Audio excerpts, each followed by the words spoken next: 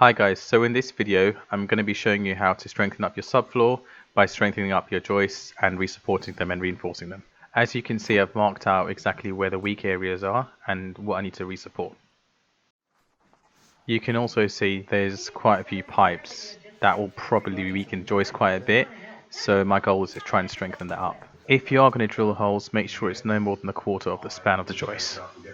As you can see in this picture, I fitted in noggings between the joists. This adds strength to the joists around it, and it also adds a platform on the edges of the plywood where I can screw into.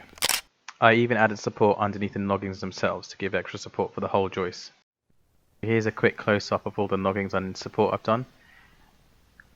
Some of them I had to use screws as it was easy to use the drill, and some of them I used nails, but this option you can see on the screen is the screws.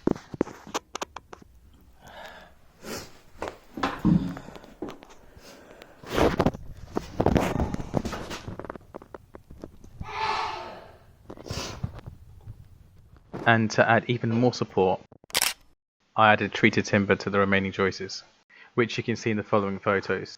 You can also see I used bolts as well, as these are much stronger than screws. And then soon after I finished strengthening out the joists, I measured the floor area where I'm going to lay down the plywood, and then I cut it to size and then laid it down slowly onto the floor.